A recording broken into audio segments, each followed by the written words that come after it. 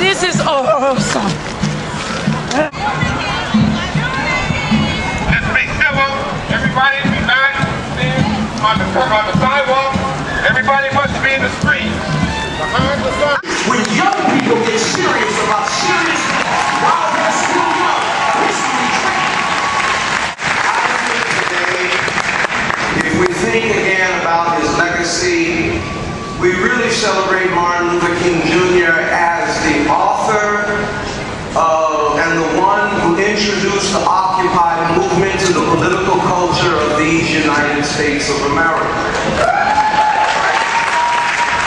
The Occupy movement did not start at Wall Street or in the streets of Oakland or even here with Occupy Seattle, no. It started when his clarion call inspired students to take a ride, freedom rides, and they occupied Greyhounds going across state lines to protest racial discrimination and interstate traffic. Those buses were bombed, those occupiers were beaten, they were jailed, some were murdered, but they kept coming back. Movement started when students occupied lunch counters and Woolworths and hamburger stands to protest racial discrimination and public accommodations. They were spit upon, they were slapped, they were beaten, they were jailed, some were murdered, but they kept coming because they marched to the drum beat of the old song, "We ain't gonna let nobody turn us around."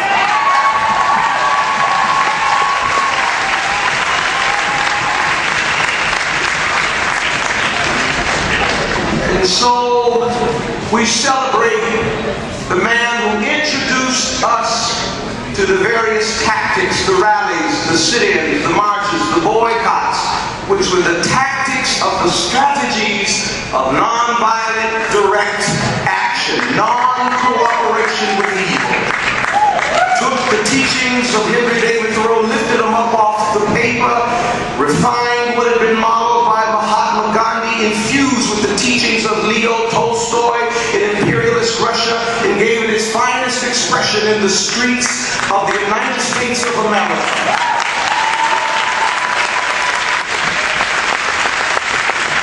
Nonviolent direct action was intended to empower people of conscience, to secure citizenship rights, to secure voting rights, and economic justice from powerless conscience. People who have economic power, political power, the power of privilege, and use it with impunity for the everyday, workaday people from all stripes of life who are powerless in and of themselves, but when they form coalitions of conscience, practicing nonviolent direct action with the tactics that leverage their enlightened self-interest, they're able to make demands that those with power have to hear and have to heed.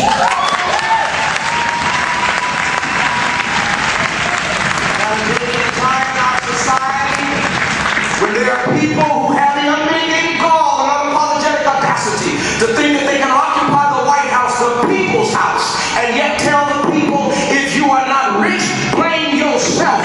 We need to organize.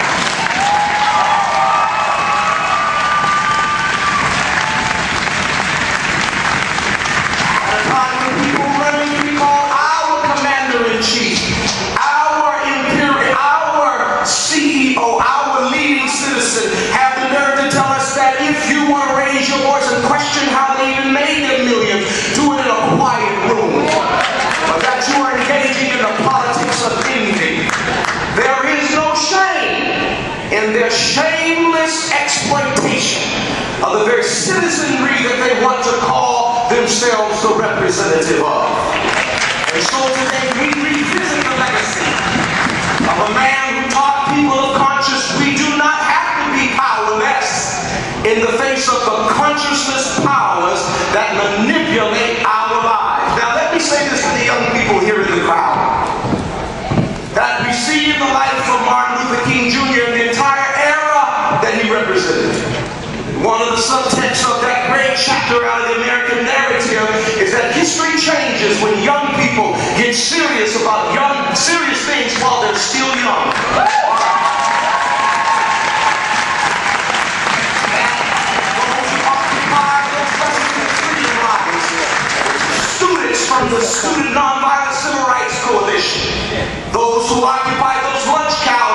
were people from CORE, Congress of Racial Equality. Some white students from the North joined hands with black students from the South and pushed for voting rights registration. They lost their lives, they lost their scholarships, but their sacrifices fertilized a new growth of freedom in this country. When young people get serious about serious while they're still young, history trains.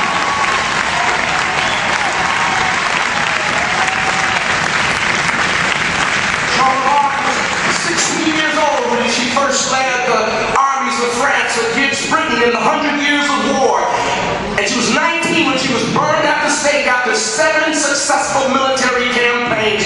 Born in 1412, died in 1439, but at 19 years of age, she had already changed history and redefined the destiny of the nation of France. Alexander Graham Bell was 18 years old when he began the work that led to the development of the telephone. John Braille was 15 years old when he developed a system for writing and reading for blind people, universally known as the Braille system. We find that Benjamin Franklin was 15 years old when he was delivering papers by day and writing articles for the paper by night that lit the flame that led to a Declaration of Independence. Martin Luther King Jr. was 15 years old when he became a freshman at Morehouse College, 19 years old on his way to graduate school, 25 years old with an earned PhD leading a bus boycott in Montgomery, Alabama, 27 years of age when his face donned the front page of Time magazine as Man of the Year. History changes when young people get serious about serious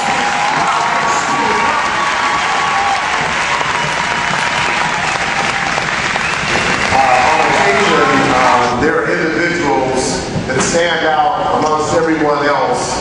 And in the entire Occupy movement, there was one person that stood up and stood out because she was about 4'7" and weighed about 80 pounds.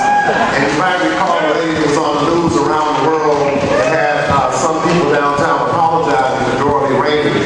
And I must say in 1992, an award like this was given to a lady by the name of Anita Hill. And I know you know her, the guy that she was trying to deal with, Mr. Clarence Thomas. But anyway, at this point in time, this is for the recognition of Dorli Rainey's Continue the Revolution, January 2012. She's a member of the Martin Luther King Celebration Committee, and I am proud to honor a person that has stood heads and shoulders above the rest in fairness and equity for all America's working people. Dorli Rainey.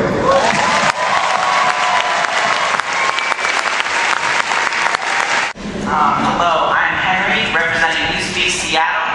I think it's especially powerful for young people to come follow directly after such a powerful elder in our community. I think it shows a beautiful circle there.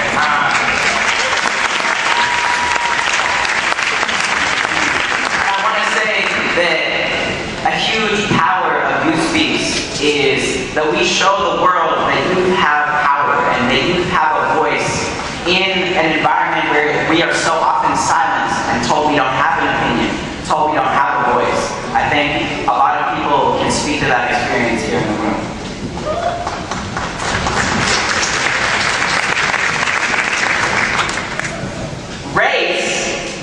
Racism, that thing lives in faraway places like the South and Rwanda. I don't even see race. Colorblind. I don't even see you. Sherman Alexie once said, the city of Seattle is the capital of all things Caucasian, the liberal mecca of political correctness and new money, the prophets of software and free trade coffee. So politically correct, our city honors the conquered native chief, complete with Americanized mispronunciation. The Central District, where we stand now, has gone from 80 to 15% black in 40 years, with more condos today than front porches. Some of the most rapid gentrification in the United States. Do you think that was an accident? A housing covenant once made the CD the only neighborhood where black people could live in Seattle. Real estate redlining systematically denied housing loans to brown families above the Montlake Cut. Today, local black businesses are targeted by the police. The new neighbors who do not want to look you in the eye, they will petition. I crossed the street Jackson, where the Hitmo used to keep us warm and cold. Do you remember? Full of music and laughter. Today, there is only white silence and a for rent sign. Do not tell me this is history, Seattle. I will show you history. Black and brown families have been pushed and pulled between neighborhoods, across oceans, played like property on a monopoly board, told they are alien in their own homeland. Ask Harlem, ask New Orleans, ask Arizona, ask the Iroquois Nation, ask Columbia City, named after Columbus, twice colonized. Ask the Duwamish, they might tell you it sounds like wagon wheels and gunshots, or coffee shops and levees breaking. It sounds like construction sites building taller, safer, cleaner, brighter. It is hard to admit it, but my own family were the settlers on our block. Once upon our time, our home was a crack house, owned by an old black woman. Today, there is one black family left on the block. Michael stands in his driveway, watching his burgundy Impala. He has the widest smile on Aloha Street, bumping old school tunes from when he was a kid, growing up in that very same house. My mom says his music represents his culture, saying, "I exist." She gives him the silent treatment for playing his culture too loud. And what good is more silence, Mom? This city was built on silence. I think it's time we bring the noise.